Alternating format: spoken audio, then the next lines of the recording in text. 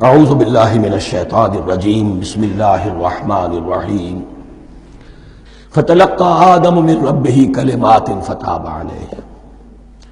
تو سیکھ لیے، حاصل کر لیے آدم نے اپنے رب سے کچھ کلمات، تو اللہ نے ان کی توبہ قبول کر لی۔ اب اس کی وضاحت سورہ اعراف میں ہے۔ یہ تو چونکہ پس منظر میں وہ 2/3 قرآن موجود ہے، اس کی وضاحت کیا ہے کہ حضرت آدم میں سخت پشیمانی پیدا ہوئی ہے، میں نے کیا کیا، مجھ سے خطا سرزد ہو گئی، اللہ کے حکم کی میں نے خلاف ورزی کی۔ لیکن ان کے پاس الفاظ نہیں تھے کن الفاظ میں اللہ سے استغفار کریں، کن الفاظ میں اللہ سے معافی چاہیں۔ اللہ کی رحمت یہ ہوئی کہ اللہ نے الفاظ میں خود تلقین فرما دی۔ یہ اللہ کی شان رحیمی ہے۔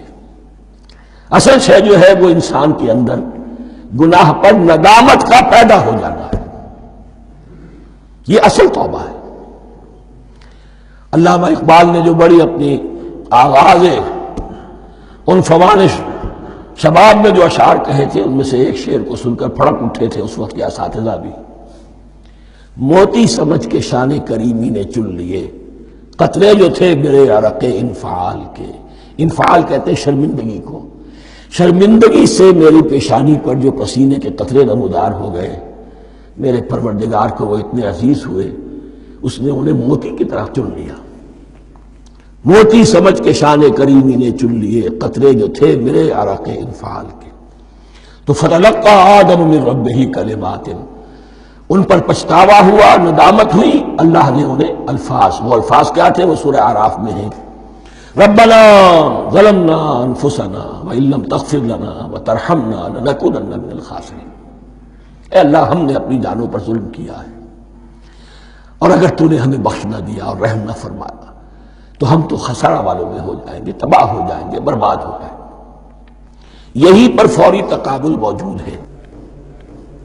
غلطی ابلیس سے بھی ہوئی، حکم سے سرتابی ہوئی، لیکن اس پر ندامت نہیں ہوئی، تکبر کی بنا پر اور اکڑ گیا، انا خیر منکم۔ غلطی آدم سے بھی ہوئی، نافرمانی ہوئی، لیکن اس پر پشیمان ہوئے اور توبہ کی۔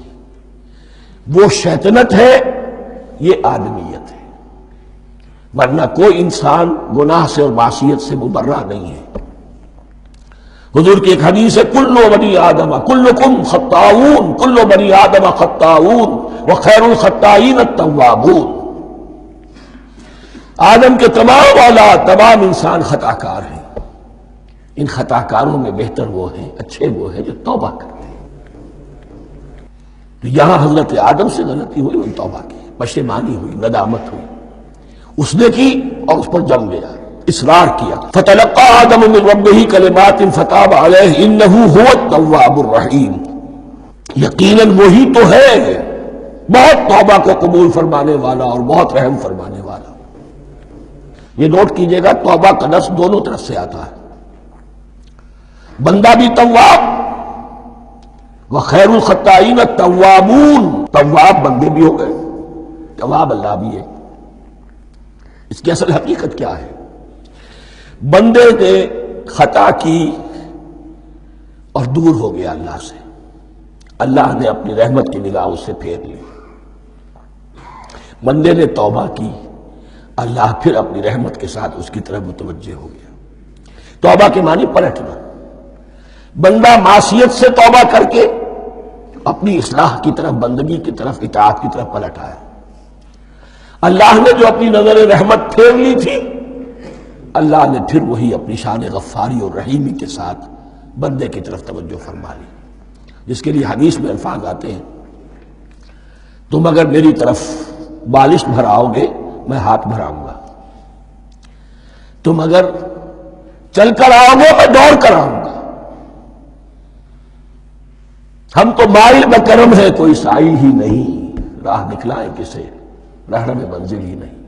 وہ تو تواب ہے، بس فرق یہ ہے کہ تابہ بندے کے لیے ہوگا تو الہ ہوگا، تابہ الہ، انی تم تو الیک، اور جب اللہ کی طرف سے ہوگا تابہ علیہ، وہ اعلیٰ ہوگا، اس پر توبہ کی، یعنی اللہ کی بلند شان ہے تو انسان توبہ کرتا ہے تو اس کی طرف توبہ کرتا ہے. اللہ کی شان کیا ہے؟ وہ توبہ کرتا ہے تو بندے پڑھ الا فتاب علیہ انہ هو التواب الرحیم. قلنا اهبطوا منها جميعا، ہم نے کہہ دیا اتر جاؤ اس سے اب تم سب کے سب. فَإِمَّا يَأْتِيَنَّكُم مِّنِّي هُدًى، اب یہاں لفظ آیا ہے اہبطوا، یہاں بھی پہلے بھی آیا ہے. جو حضرات یہ سمجھتے ہیں کہ تخلیق آدم آسمانوں پر ہوئی ہے اور جنت بھی وہ آسمان میں ہے جہاں رکھے گئے تھے، آزمائشی یا ٹریننگ یا ڈیمانسٹریشن والی جنت، وہ یہاں حبوط کا ترجمہ کریں گے کہ آسمان سے زمین پر اترنے کا حکم دیا گیا. جو لوگ سمجھتے ہیں یہی کسی بلند مقام پر تھے، وہ کہتے ہیں کہ نیچے اترو، کسی بڑی اونچی سطح مرتفع پر اگر کوئی جگہ تھی تو اب نیچے اترو اور جاؤ، اب تمہیں زمین میں ہل چلانا پڑے گا اب روٹی حاصل کرنے کے لیے. یہ جو نعمتوں کے دسترخوان یہاں بچھے ہوئے تھے یہ اب تمہارے لیے نہیں.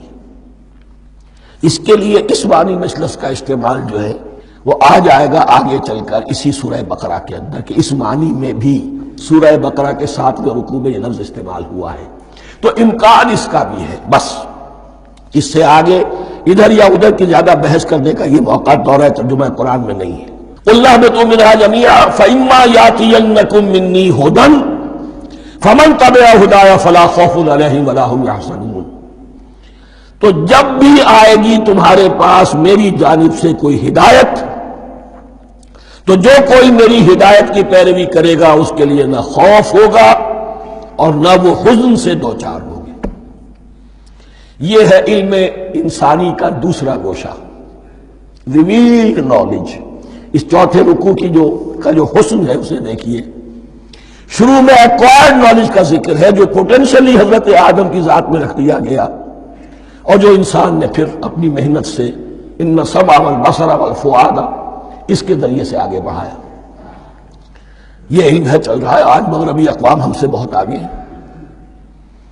کبھی ایک زمانے میں مسلمان آگے نکل گئے تھے، لیکن ظاہر بات ہے کہ اس دنیا میں عروج تو انہی کو ہوگا جو ان چیزوں میں سب سے زیادہ جس کی آگہی حاصل ہوگی.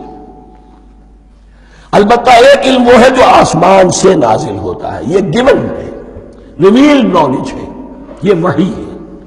فَإِمَّا يَأْتِيَنَّكُم مِّنِّي هُدًى، تمہارے مقام خلافت کا تقاضا یہ ہے جو احکام ہمارے آئے، جو ہدایات ہم بھیجیں ان کو تو پوری طریقے سے اس کی پیروی کرو. فَمَن تَبِعَ هُدَايَ، تو جو کوئی بھی میری ہدایت کی پیروی کرے گا فَلَا خَوْفٌ عَلَيْهِمْ وَلَا هُمْ يَحْزَنُونَ. وَالَّذِينَ كَفَرُوا، اور جو ناشکری کریں گے، کفر کریں گے، انکار کریں گے، وَكَذَّبُوا بِآيَاتِنَا، اور ہماری آیات کو جھٹلائیں گے، فَأُولَٰئِكَ أَصْحَابُ النَّارِ هُمْ فِيهَا خَالِدُونَ، تو وہ جہنمی ہوں گے، آگ والے ہوں گے، اس میں ہمیشہ ہمیشہ رہیں گے. یہ ہے گویا کہ چارٹر، اس نوع انسانی کو جو ابدی چارٹر اللہ نے دیا ہے، جبکہ زمین کا چارج دے دیا گیا خلیفہ کی حیثیت سے. یہاں یہ 4 رکوع جو ہے سورہ بقرہ کے جو میں نے عرض کیا تھا، قرآن کی دعوت، قرآن کا بنیادی فلسفہ، اس پر یہ جام ہے، اور یہ مکی صورتوں کے مضامین کا خلاصہ. صدق اللہ العظیم.